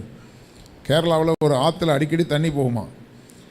அந்த தண்ணி போகும்போது அங்கே இருக்கிற வழியில் இருக்கிற கிராமங்கள் எல்லாத்தையும் அடித்து அள்ளிட்டு வருமா. அண்ணன் தம்பி 2 பேர் எப்போவுமே அடுத்தவன் கஷ்டத்தில் குளிர் காயிற ஆட்கள் இருப்பாங்கள்ல, 2 பேர் ஒரு குறிப்பிட்ட இடத்துல எப்போவுமே வெள்ளம் வந்துடுச்சுன்னா அங்கே நின்றுவாங்களாம். அங்கேருந்து ஏதாவது அங்கேருந்து அடிச்சுட்டு வர்ற அவங்க அடுத்தவங்க வீட்டு பொருள் இருக்கும்ல, அதை உள்ளே போய் அதை இழுத்து கொண்டு வந்து இவங்க அதை அனுபவிப்பாங்க. அப்போ ஒரு நாள் அண்ணன் தம்பி அங்கே நின்றுட்டு இருந்தாங்க. ஒரு கருப்பாக ஒரு மூட்டை உருண்டு உருண்டு உருண்டு வந்துச்சு. வந்தவன, தம்பி நீ போறியா நான் போட்டுமா? அண்ணன் சொன்னார் நான் போகிறேன். அப்போது சரி போன்னு அனுப்பிவிட்டார். இவர் போனார், அந்த மூட்டையை போய் பிடிச்சார். பிடிச்சா இப்போ அந்த மூட்டை இவரை இழுத்துக்கிட்டு போகுது. அப்போ இழுத்துக்கிட்டு போகுது. இவர் பார்த்துட்டு, அண்ணன் பிடிக்க முடிஞ்சால் பிடிங்க, இல்லைன்னா விட்டுட்டு வந்துடுங்க அப்படின்ட்டு. அவர் 2 கையும் தூக்கிட்டு சொன்னார், நான் எப்போவோ அந்த மூட்டையை விட்டேன்டா, அந்த மூட்டை தான் என்ன விட மாட்டேங்குது. என்னென்னு பார்த்தா ஒரு கரடி, அது வெள்ளத்தில் கரடி அடிச்சுட்டு வந்திருக்குது. இவன் போய் அதை லவக்குன்னு பட்டி கட்டி பிடிக்க, அது இவனை லவக்குன்னு கட்டி பிடிச்சிக்கிட்டு இப்போ இவன் விட்டுட்டான், அது விட மாட்டேங்குது. பாவமும் இப்படி தான், தெரியாமல் போய் கட்டி பிடிச்சி அதுக்கப்புறம் அது விடாது. விடணும்னு நினச்சாலும் அது விடாது. அடிக்ஷன் அப்படின்னா என்ன, அடிமைத்தனம்னா என்ன, நாம் அதை அடிமைப்படுத்திடுவோம். சில பேர் சொல்லுவாங்க சுகர் கண்ட்ரோலில் தான் இருக்குது. எனக்கு தெரிஞ்ச ஒரு பாஸ்டர் இருக்கிறார், என்னுடைய நண்பர் தான். வெளியில் போகும்போது டீ குடிக்கும்போது கொஞ்சம் சக்கரை அதிகமாகிடுச்சுன்னா, ஐயோ எனக்கு வேண்டாம் கொஞ்சம் பால் ஊற்றுங்க, சுகர் அதிகமாகிடுச்சு அப்படின்வார். யோ குடிச்சு தொலையான்னு, ஏன்னா எனக்கு தான் தெரியும் அவர் வண்டவாளம் என்னன்ட்டு. அந்த டீயில் கொஞ்சம் சக்கரை அதிகமாகிடுச்சுன்னா கத்துவார். அப்புறம் அந்த பக்கம் போய் ஒரு பாக்கெட்டு கடலை மிட்டாய் வாங்கி சாப்பிடுவார். ஒரு பாக்கெட்டு கடலை மிட்டாயை ஒண்டியாக சாப்பிடுவார். கடலை மிட்டாய் பைத்தியம். அப்போ அது சாப்பிடும்போது சுகர் ஏறாதா அப்படின்னா, இது இயற்கையானது. அதாவது தான் தவிர எதையோ ஒன்று சொல்லி சாக்கு போக்கு சொல்லி சரிப்படுத்திக்கிறது. கர்த்தருடைய பிள்ளைகளை ரொம்ப ஜாக்கிரதையாக நம்ம இருக்கணும். இது உலகத்தில் அழிஞ்சு போகிற ஒரு காரியம்தான். ஆனால் நம்முடைய வாழ்க்கையில் இதெல்லாம் பரவாயில்ல இதெல்லாம் பரவாயில்லன்னு கொஞ்சம் கொஞ்சமாக சேர்த்த காரியங்கள் எத்தனை காரியங்கள் இப்போ நம்மளை விட்டு போகாமல் நம்ம மாட்டிக்கிட்டு இருக்கிறோன்னு யோசிச்சு பாருங்கள். ஹல்லேலூயா. அதில் ரொம்ப ஜாக்கிரதையாக இருந்தால் அதில் மாட்டிக்க மாட்டோம். நம்முடைய சரீரம் பரிசுத்தமும் தேவனுக்கு பிரியமுமான ஜீவ பலியாக ஒப்பு கொடுக்க வேண்டும் என்று தேவனுடைய இரக்கங்களை முன்னிட்டு உங்களை வேண்டிக் கொள்கிறேன். இதுவே நீங்கள் செய்யத்தக்க புத்தியுள்ள ஆராதனை. அப்படின்னா பலிபீடம் புதுப்பிக்கப்பட்டு செப்பனிடப்பட்டு இப்போ அந்த பலிபீடத்தில் போய் இப்போ நம்முடைய சரீரத்தை ஒப்படைச்சி அங்கே உட்காந்து நம்ம ஆராதனை பண்ணுறோம் அப்படின்னு சொன்னால், முதல்ல நம்ம சரீரம் பரிசுத்தம் உள்ளதாக இருக்கும்போது தான் நீங்கள் துதிக்கிற துதியும் நீங்கள் செலுத்துகிற ஆராதனையும் புத்தியுள்ள ஆராதனையாக இருக்கும். கரெக்டாக? ஏதாவது ஒரு அடிமைத்தனத்தில் சிக்கிக்கொண்டு நாம் ஜெபம் பண்ணோம் அப்படின்னு சொன்னால், ஆராதித்தோம் என்று சொன்னால், இங்கே சொல்லப்பட்டிருக்கிறது சரீரங்களை பரிசுத்தமாய் தேவனுக்கு பிரியமான ஜீவ பலியாய் ஒப்பு கொடுத்தால் அது புத்தியுள்ள ஆராதனை. அப்படி இல்லைன்னா சொல்ல பயமாக இருக்குதா? அப்படி இல்லைன்னா அது என்ன ஆராதனை சொல்லுங்களேன். என்ன இந்த மொழி முழிக்கிறீங்க? எங்கள் ஊரில் சொல்லுவாங்க, அறுக்க போகிற ஆடு முழிக்கிற மாதிரி முழிக்கிறீ என்னன்னுவாங்க. அது மாதிரி நாம் செலுத்துகிற ஆராதனை புத்தியுள்ள ஆராதனையாக இருக்க வேண்டுமானால் நம்முடைய சரீரங்களை பரிசுத்தமான தேவனுக்கு பிரியமான பலியாய் நாம் ஒப்பு கொடுக்க வேண்டும். அப்படியே ஒரு நிமிஷம் கண்களை மூடி நம்ம ஜெபமா ஒப்பு கொடுப்போமா? அப்படியே கண்களை மூடி வலது கரத்தை உயர்த்துங்க. ஆண்டவருக்கு நேராக உங்களுடைய இடது கையை தேவன் உங்களுடைய நெஞ்சில் வைத்துக் கொள்ளுங்க. ஹல்லேலூயா, ஹல்லேலூயா, ஹல்லேலூயா. ஆண்டவரே, நாங்கள் ஆராதனை செலுத்துகிறோம். ஆண்டவரே, நாங்கள் ஜெபிக்கிறோம், நாங்கள் துதிக்கிறோம். ஆனாலும் கூட ஆண்டவரே, எங்களுடைய சரீரம் ஆண்டவரே பரிசுத்தத்திலே குறைவுள்ளதாக இருக்கிறதே ஆண்டவரே. ஹல்லேலூயா. ஆண்டவரே, தேவனுக்கு பிரியமான ஒரு ஜீவ பலியாக எங்களை அர்ப்பணிக்கத்தக்கதாக ஆண்டவரே உங்கள் கல்வாரி இரத்தத்தினாலே எங்களுடைய ஆவி ஆத்துமா சரீரம் மூன்றையும் ஆண்டவரே நீங்கள் கழுவி சுத்திகரிக்கும்படியாக நாங்கள் செலுத்துகிற ஆராதனை புத்தியுள்ள ஆராதனையாய் இருக்கும்படி தேவனுக்கு பிரியமான ஜீவ பலியாய் நாங்கள் எங்களை ஒப்பு கொடுக்கும்படியாக தேவாதி தேவனே எங்களை கழுவி சுத்திகரிங்கப்பா. ஆண்டவரே, எங்களுடைய ஜெபங்கள் உமக்கு பிரியமாக இருப்பதாக, எங்களுடைய ஆராதனை உமக்கு பிரியமானதாக இருப்பதாக. ஆண்டவரே, ஸ்தோத்திரம் ஸ்தோத்திரம் ஸ்தோத்திரம். ஆண்டவரே, எங்களுடைய ஆவிக்குரிய வாழ்க்கை உமக்கு பிரியமானதாக இருப்பதாக. எங்கள் இருதயம் எப்போதும் உமக்கு முன்பாக ஆண்டவரே நீர் வாசம் பண்ணுகிற ஒரு ஆலயமாக இருக்கும்படி தேவனாகிய கர்த்தர் ஆண்டவரே இந்த சரீரமாகிய ஆலயத்தை நீங்கள் சுத்திகரித்து நீங்கள் வாசம் பண்ணி நீங்கள் விரும்பி வாசம் பண்ணுகிற ஒரு ஸ்தலமாய் என்னுடைய வாழ்க்கையை என்னுடைய இருதயத்தை மாற்றுங்க ஆண்டவரே. ஹல்லேலூயா. ஸ்தோத்திரம் ஸ்தோத்திரம் ஸ்தோத்திரம் ஸ்தோத்திரம். ஹல்லேலூயா. அப்படியே ஆண்டவரே ஒப்பு கொடுத்த ஒவ்வொரு பிள்ளைகளையும் தேவனாகிய கர்த்தர் ஆண்டவரே அவருடைய பலிபீடம் செப்பனிடப்படுவதாக, அவருடைய ஆண்டவரே ஜெப வாழ்க்கை புதுப்பிக்கப்படுவதாக, ஆண்டவரே அர்ப்பணிப்பின் வாழ்க்கை புதுப்பிக்கப்படுவதாக, அடிமைத்தனங்கள் இயேசுவின் நாமத்தினாலே உம்முடைய பிள்ளைகளை விட்டு நீங்கி போவதாக. ஹல்லேலூயா. யூதா தேசம் எங்கும் பெஞ்சமின் தேசம் எங்கும் இருந்த அருவருப்புகளை எல்லாம் ஆசா நீக்கி போட்டது போல இந்த நாள் உம்முடைய பிள்ளைகளுடைய வாழ்க்கையில் இருக்கக்கூடிய அருவருப்புகள் நீக்கப்பட்ட ஒரு நாளாக இருக்கும்படி தேவனாகிய கர்த்தர் ஒவ்வொருவரையும் சுத்திகரிக்கிறதற்காக உமக்கு நன்றி செலுத்துகிற ஆண்டவரே. இந்த நாள் முதற்கொண்டு உம்முடைய பிள்ளைகள் நல்ல தீர்மானங்களை எடுத்துக்கொண்டு கடந்து செல்ல உதவி செய்வீராக. பொறுப்பெடுத்துக் கொள்ளும் துதிக்கான மகிமை உமக்கே செலுத்துகிறோம். இயேசு கிறிஸ்துவின் இன்ப நாமத்தில் ஜெபிக்கிறோம் ஜீவன் உள்ள எங்கள் நல்ல பிதாவே. ஆமேன், ஆமேன். அல்லேலூயா. அப்போது அந்த புத்தியுள்ள ஆராதனை செய்கிறவர்களாக நாம் இருக்க வேண்டும்.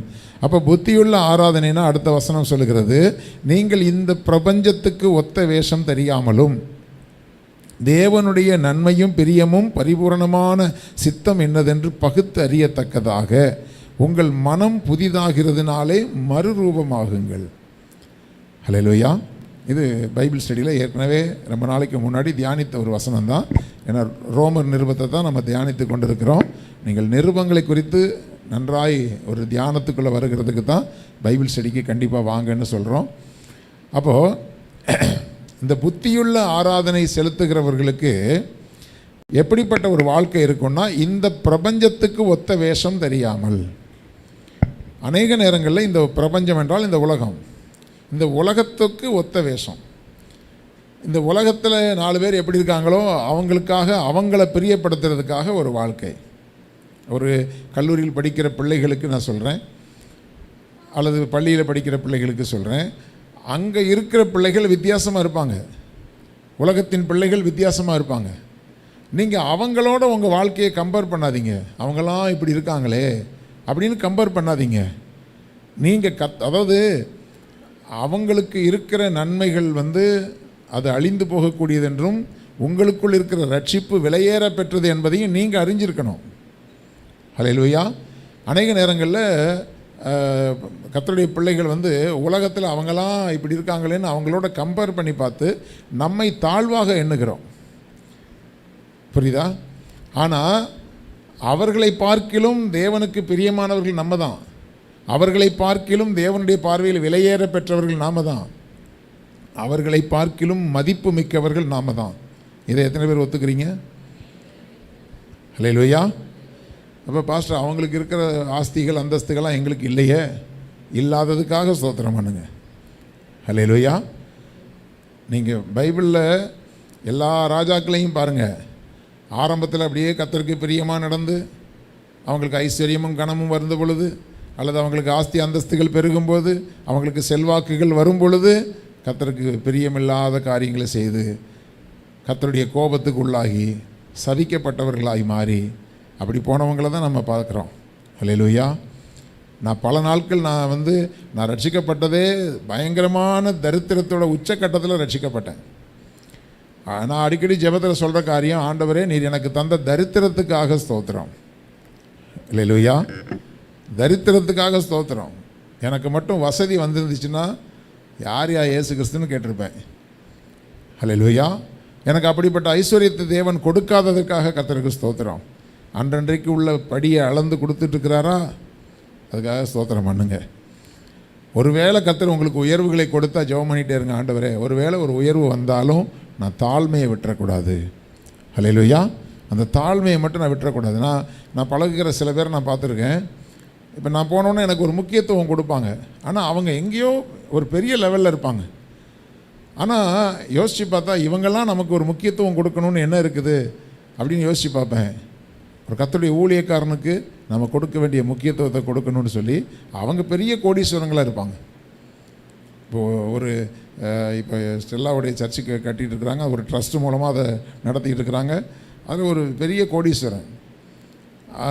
அவர் வசதிக்கு முன்னாடிலாம் நம்ம நிற்க முடியாது.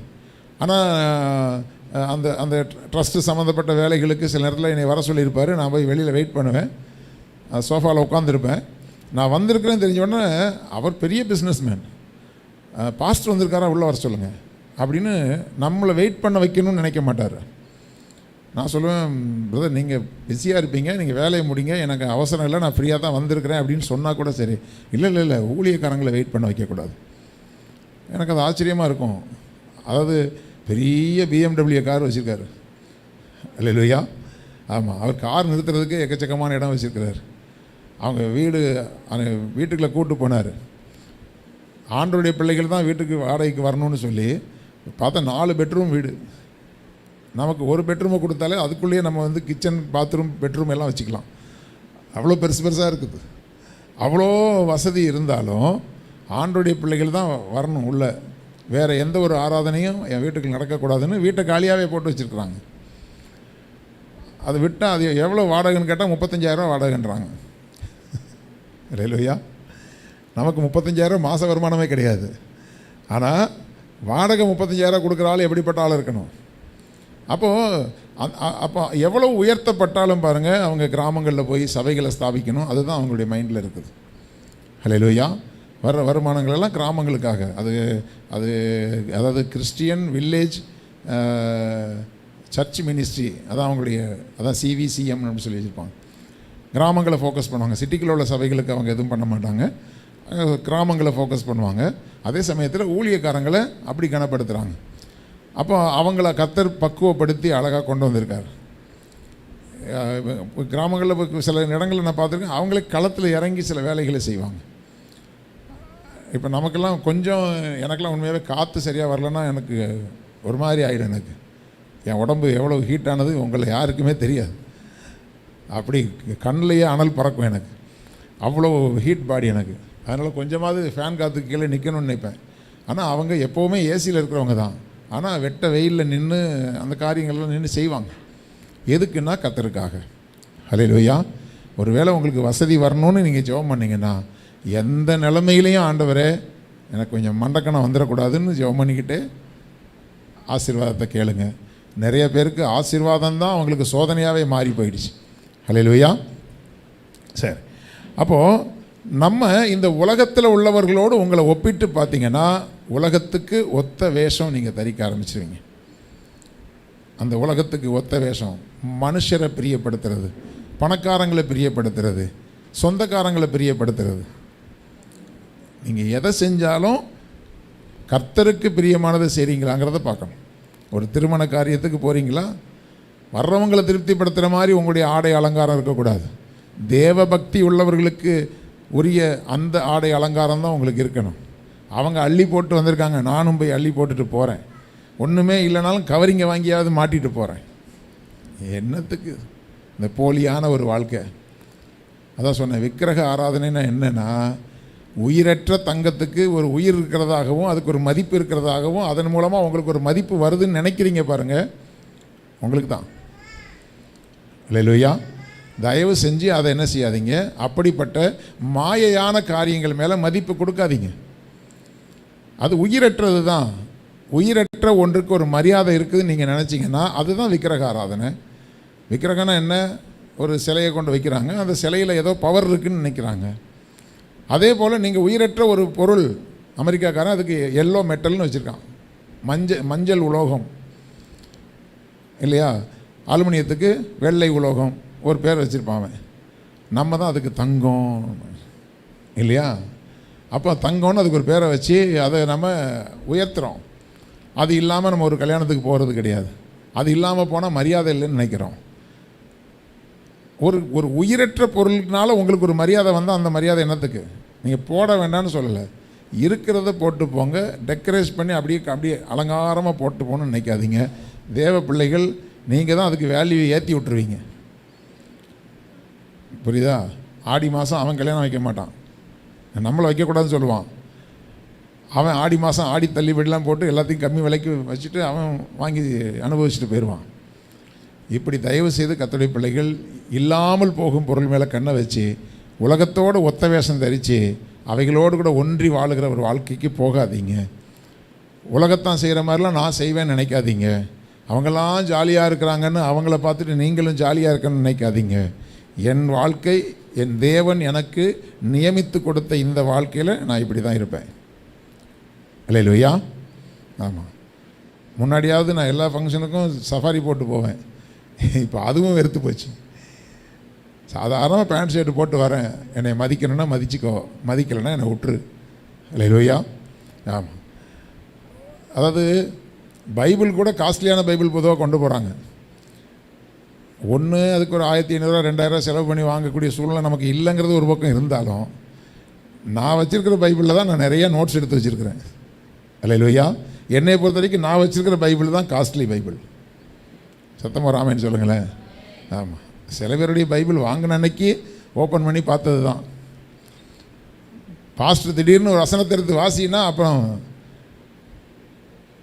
ஏசாயா தீர்க்கதரிசி புஸ்தகத்தை நம்ம எபிரேயருக்கு அப்புறமா தேடிட்டு இருப்போம்.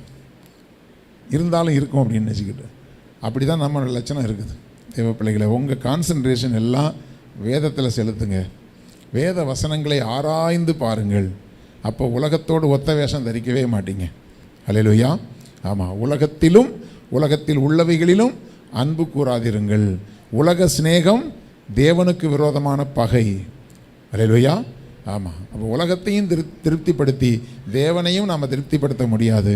தேவனை திருப்திப்படுத்துகிற வாழ்க்கைக்குள்ளாக கடந்து போக வேண்டுமானால் நாம் பிரபஞ்சத்துக்கு ஒத்த வேஷம் தெரியாமல், அப்படின்னா என்ன அர்த்தம்? உலகத்துக்கு எது நன்மையாக இருக்குதோ அதை தேடுறது.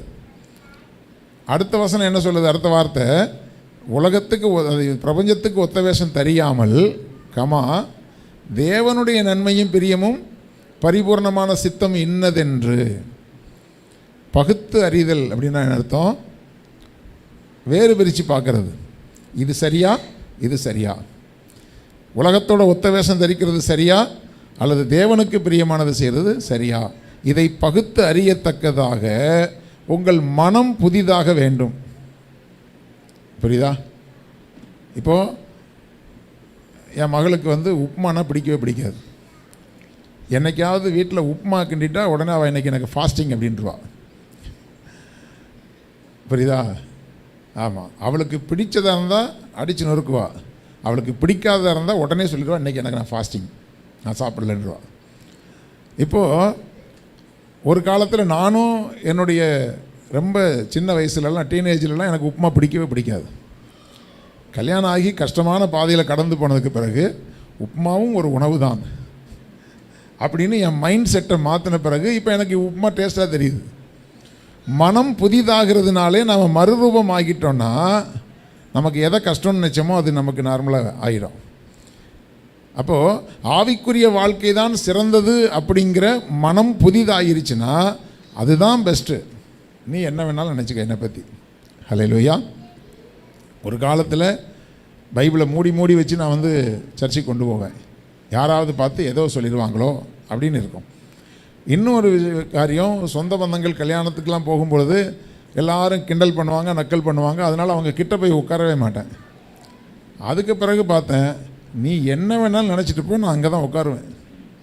நீ பேசுகிறியா, உனக்கு நான் பதிலுக்கு நான் ஆண்டோடைய வார்த்தையை நான் சொல்ல ஆயத்தமாக இருக்கிறேன். இப்போது அவங்க மனம் புதிதாகிட்டாங்க, இவனை மாற்றவே முடியாது. அல்லேலூயா. அடுத்து இனிமேல் நம்ம தான் மாறணுமே தவிர இவன் மாற மாட்டான்னு இப்போ அவங்க மனசையே புதுசாக்கி விட்டாச்சு. அல்லேலூயா. அப்படி தான் வாழ்ந்து காட்டணும். நீங்கள் அவங்களுக்கு பயந்து பயந்து பயந்து இருந்துக்கிட்டு இருந்தீங்கன்னா அவங்க உங்களை வச்சு விரட்டிட்டு தான் இருப்பாங்க. அல்லேலூயா. ஆமாம். அப்போ மனம் புதிதாகிறதுனால நீங்கள் மறுரூபமானால் உங்களுடைய ஆராதனை புத்தியுள்ள ஆராதனையாக இருக்கும். எதெல்லாம் நீங்கள் வந்து ஐயோ அவங்க தப்பாக நினைப்பாங்க, ஐயோ இவங்க தப்பாக நினைப்பாங்க, ஐயோ இப்படி செஞ்சால் என்ன ஆகும், அப்படி செஞ்சால், நீங்கள் வேதத்தின்படி வாழ்கிறீங்களா, தேவனுக்கு பிரியமானதை செய்கிறீங்களா, உங்கள் மனசு புதுசாகட்டும், இதுதான் சரிங்கிறத உங்களுடைய மனசு கன்ஃபார்ம் பண்ணிக்கிட்டோம்.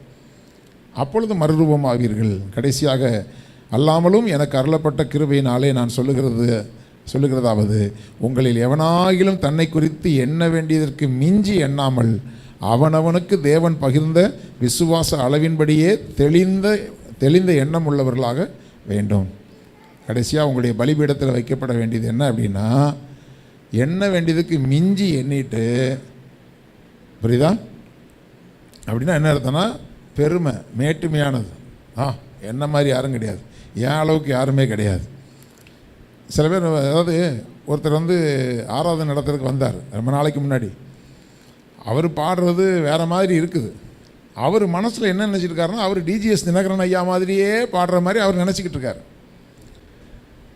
அப்போது என்கிட்ட சொன்னார், இந்த மாதிரி அண்ணே, நான் எங்கே போனாலும் இங்கே எப்படி டிஜிஎஸ் தினகரன் ஐயா மாதிரியே பாடுறீங்க அப்படின்னு சொல்லி கேட்குறாங்கண்ணே அப்படின்ட்டு. அதை அவராக பெருமையாக சொன்னார். அவர் பாஸ்டர் பீட்டர்கிட்ட இதே வார்த்தையை சொன்னார். அப்போது இந்த மாதிரி எல்லோரும் சொல்கிறாங்கண்ணே அப்படின்னு. எவன்டா சொன்னான்? அல்லேலூயா. எவன்டா சொன்னவன் நீ பாடுறது டிஜிஎஸ் தினகரன் ஐயா மாதிரி இருக்குன்னு? கழுத மாதிரி கத்துற, வாய்ஸே சரி கிடையாது, அவர் வாய்ஸோட ஒப்பிட்டு இருக்கிறீங்க அப்படின்ட்டு. என்ன வேண்டியதுக்கு மிஞ்சி என்றது. அல்லேலூயா. பாஸ்டர் பாலியாங்கிச்சோ உலகத்திலேயே பெரிய சபைக்கு போதகராக இருந்தார். இப்போ கர்த்தருடைய ராஜ்யத்துக்கு போயிட்டார். இப்போ அவர் இன்னும் சொல்லப்போனால் பெரிய சபையில் உள்ள போதகர்களுடைய பிரசங்கங்கள் பல நேரங்களில் ரொம்ப சிம்பிளாக இருக்கும். ஆனால் அவங்களுடைய சபைகள் பெரிய அளவில் வளர்ந்துருக்கும். ரொம்ப டீட்டெயிலாக ஸ்டடி கொடுக்கக்கூடிய பாஸ்டர்ஸ் இருப்பாங்க, அவங்களுடைய சபைகள் ரொம்ப வளர்ச்சி இருக்காது. அவருக்கு பகிர்ந்த விசுவாச அளவின்படி நம்மை குறித்து என்ன வேண்டும். எனக்கு கர்த்தர் இந்த விதமாக போதிக்கிறதுக்கு கர்த்தர் எனக்கு ஞானத்தை கொடுத்திருக்கிறார். சில நேரங்களில் நான் பெரிய சபைகளுக்கெல்லாம் போகிறேன், அவங்களுடைய பிரசங்கங்கள் வந்து பெரிய அளவில் ஒரு டீட்டெயிலாலாம் இருக்காது. ஆனால் கர்த்தர் ஜனங்கள் அங்கே சேர்றாங்க. அதுக்காக அவங்கள மாதிரி நான் போகிறேன்னு என்னை மாற்றினேன்னு சொன்னால் என்னுடைய அழைப்பிலிருந்து நான் மாறினது மாதிரி ஆகிடும். புரியுதா? வேறு ஒருத்தரோட உங்களை கம்பேர் பண்ணாதீங்க. எப்படி பண்ணணும்னா, இவங்கெல்லாம் நல்லா ஜெபம் பண்ணுறாங்களே, நானும் ஜெபம் பண்ணணும்னு ஆசைப்படுங்க. நல்ல விஷயத்தில் போட்டி வரலாம். போட்டினா அது வந்து அவங்கள கெடுக்கிற மாதிரி இல்லை. நானும் நல்லா ஜெபிக்கணும், நானும் நல்லா கர்த்தரை துதிக்கணும், நானும் எப்போதும் வேதத்தை தியானிக்கணும், அப்படி நீங்கள் உங்களை டெவலப் பண்ணிக்கிற விஷயத்தில் சந்தோஷப்படுங்க. ஆனால் ஐயோ அவங்கள மாதிரி நான் இல்லையே, இவங்கள மாதிரி நான் இல்லையே அப்படியும் வேண்டாம். அவங்கள விட நான் ஒன்றும் குறைஞ்ச ஆள் கிடையாதுன்னு உங்களை குறித்து எண்ண வேண்டியதுக்கு மிஞ்சியும் எண்ணாதீங்க. இது தேவனுடைய பலிபீடத்துக்கு வரும்போது சந்து சந்தா துண்டிக்கப்பட வேண்டிய பலி அங்கங்கே பீஸ் பீஸாக கிடக்குதுன்னு அர்த்தம். அல்லேலூயா. அதாவது கொத்துக்கறியை போட்டாங்கன்னா இது எது காலில் உள்ள கறி, எது கையில் உள்ள கறி, எது நெஞ்சு எலும்பில் உள்ள கறி எதுவும் தெரியாது. ஆமென். என்ன பிரதர், கொத்துக்கறியில் தனியாக ஒரு பீஸ் எடுத்து இது இதில் உள்ள கறின்னு சொல்ல முடியுமா? அந்த பாகுபாடுகள் எல்லாம் அகற்றப்பட்டு சந்து சந்தாக துண்டித்து வைக்கப்பட்டு அக்கினி இறங்கி அது சாம்பல் ஆனதுக்கு பிறகு இந்த சாம்பல் கழுத்து பகுதியில் உள்ள கறி வெந்தது அப்படி சொல்ல முடியுமா? தகனிக்கப்பட வேண்டும். ஹல்லேலூயா. முற்றிலுமான ஒரு அர்ப்பணிப்பு. அதுதான் இப்போ நீங்கள் திடன் கொண்டு வேலையை நடப்பிக்க வேண்டிய காரியம் என்னென்னா, உங்களுடைய பலிபீடத்தை செப்பனிடுங்கள், உங்களுடைய ஆலயத்தை பரிசுத்தமுள்ளதாய் காத்து கொள்ளுங்கள், உங்களுடைய சரீரங்களை நீங்கள் தேவனுக்கு பிரியமான ஜீவ பலியாக தேவனுக்கு ஒப்படைங்க. அதுக்குரிய வேலையை இந்த வாரத்தில் நீங்கள் செய்யுங்க. அல்லேலூயா. இதை செஞ்சீங்கன்னா உங்களுடைய ஆராதனை புத்தியுள்ள ஆராதனையாக இருக்கும். அப்போ அந்த புத்தியுள்ள ஆராதனை தேவனுக்கு பிரியமாக இருக்கும். தேவனுடைய அக்னி இறங்கும். உங்களுடைய வாழ்க்கையில் ஆசீர்வாதங்களும் கடந்து வரும். அல்லேலூயா.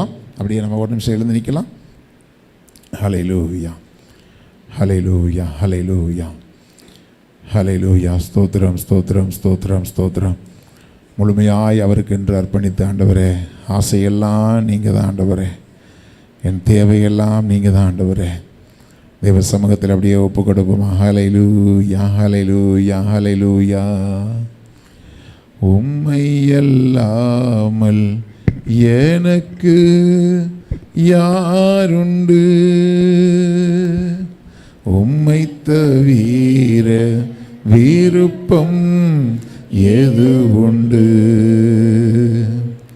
உம்மை அல்லாமல் எனக்கு யாருண்டு, உம்மை தவிர விருப்பம் ஏது உண்டு. ஆசையெல்லாம் நீர்தானையா, தேவையெல்லாம் நீர்தானையா, ஆசையெல்லாம் நீர்தானையா, தேவையெல்லாம் நீர்தானையா. ரட்சகரே இயேசுநாதா, தேவையெல்லாம் நீர்தானே. எல்லா சத்தத்தை வைத்து பாடுங்க, அர்ப்பணிப்போட. தேவையெல்லாம் நீர்தானே.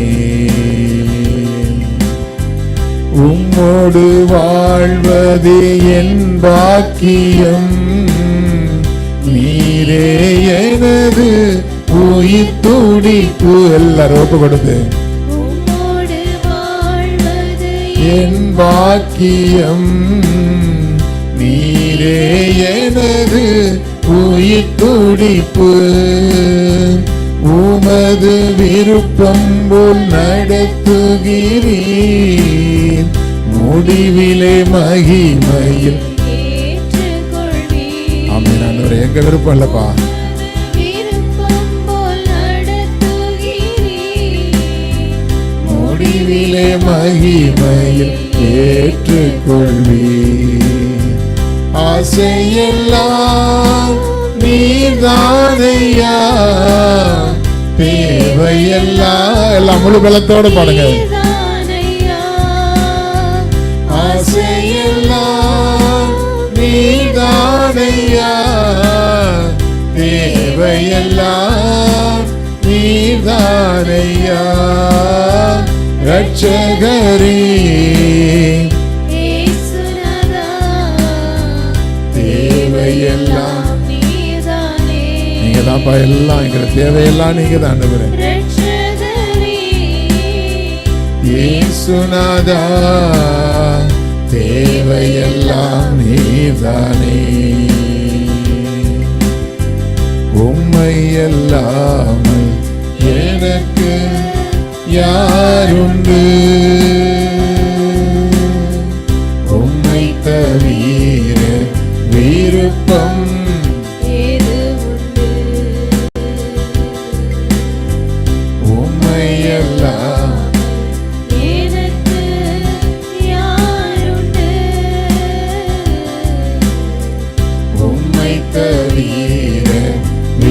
விருப்பம் ஏது உண்டு. ஆசையெல்லாம் ஆசையெல்லாம் நீதானையா. எங்கள் தேவையெல்லாம் நீங்க தான் ஆண்டவரே. ஓ ரஷபலரதியா பகுஷியா கஹமலரிதங்கரபன நீதானையா. தேவையெல்லாம் நீதானையா. ரட்சகரே இயேசுநாதா, தேவையெல்லாம் நீதானே. ரட்சகரே இயேசுநாதா, தேவையெல்லாம் நீதானே. ஹல்லேலூயா ஹல்லேலூயா ஹல்லேலூயா ஹல்லேலூயா ஹல்லேலூயா. ஆண்டவரே, உடைய பிள்ளைகளுடைய விருப்பங்கள் மாறட்டும் ஆண்டவரே. எனக்கு பிரியமானது என்னதென்று உடைய பிள்ளைகள் யோசிக்காதபடி என் தேவனுக்கு பிரியமான ஜீவ பலியாய் என்னையே நான் அர்ப்பணிக்கத்தக்கதாக என் ஆசையெல்லாம் ஆண்டவரே நீங்களாகத்தான் இருக்கணும் ஆண்டவரே. உம்முடைய விருப்பத்தின்படி எங்களை நடத்தி முடிவிலே மகிமையிலே ஏற்றுக்கொள்ளுகிற தெய்வம் ஆண்டவரே. இனி எங்கள் விருப்பத்தை பிரதானப்படுத்தாதபடி உம்முடைய விருப்பம் உமக்கு நன்மையும் பிரியமும் ஆன ஆண்டவரே காரியத்தை நாங்கள் சிந்தித்து மனம் புதிதாகிறதுனாலே நாங்கள் மறுரூபமாகி ஆண்டவரே, இத்தனை காலங்களும் நாங்கள் எதையோ நோக்கி ஓடி இருக்கலாம்.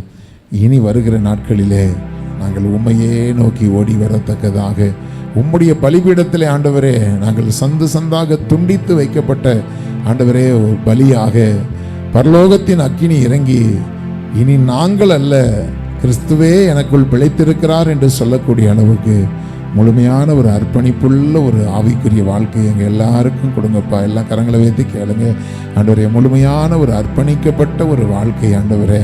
ஹல்லேலூயா. எங்களுடைய பலிபீடங்கள் செப்பிடப்படட்டும் ஆண்டவரே, புதுப்பிக்கப்படட்டும் ஆண்டவரே.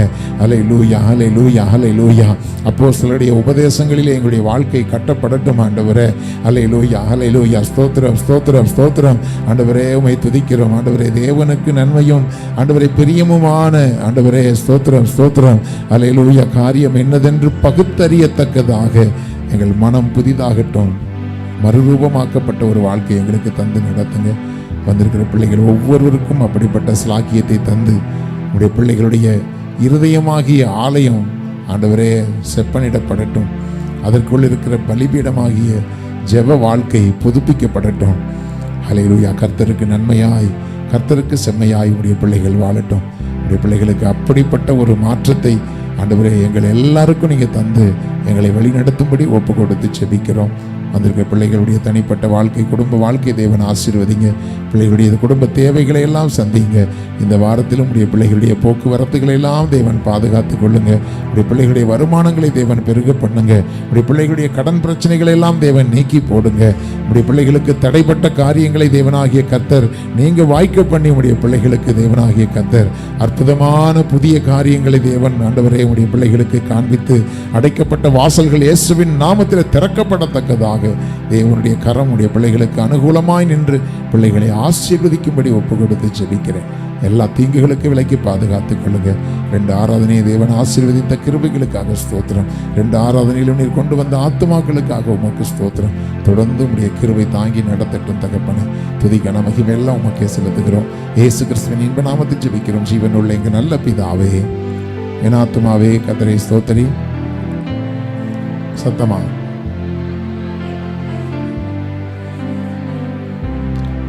ஆமென். நம்முடைய கர்த்தராகிய இயேசு கிறிஸ்துவினுடைய கிருபையும் பிதாவாகிய தேவனுடைய அன்பு பரிசுத்த ஆவியானவருடைய அந்யோன்ய ஐக்கியமும் இன்றும் என்றும் சதா காலங்களிலும் அவருடைய வருகை மட்டும் நம் அனைவரோடு தங்கியிருப்பதாக. ஆமென் ஆமென். கர்த்தர் உங்களை ஆசீர்வதிப்பார். நீங்கள் 2:30 மணிக்கெல்லாம் இங்கே இருக்கணும். ஒருவேளை உங்களுக்கு இருந்து படிக்கணும்னு நினச்சிங்கனாலும் இருந்து நீங்கள் தனித்தனியாக உட்காந்து படிங்க. கூடி பேசுகிறதுக்கு நாட் அலவுடு. தனித்தனியாக உட்காந்து இங்கே ஒருவேளை படிக்கணும், படித்து எழுதிட்டு போகிறேன்னு சொன்னால் நீங்கள் படிக்கிறதுக்கு உங்களுக்கு அனுமதி கொடுக்குறேன். 2:30 மணிக்கு எல்லோரும் அசம்பிள் ஆகி இருக்கணும். 3 மணிக்கு சரியாக எக்ஸாம் ஸ்டார்ட் ஆகிரும். 4:30 மணிக்கு உங்களிடத்திலிருந்து பேப்பர்கள் பறிக்கப்படும் இல்லையா? ஆமாம். வரும்பொழுது ஒரு பேனா ஒரு பேடு கொண்டு வாங்க. எக்ஸாமுக்கு வர்ற மாதிரி நீங்கள் வாங்க. நோட்டு புஸ்தகங்கள், பைபிள்கள் அனுமதிக்கப்படாது, செல்ஃபோன் அனுமதிக்கப்படாது. கர்த்தருக்கு ஸ்தோத்திரம். கர்த்தர் உங்களை ஆசீர்வதிப்பார்.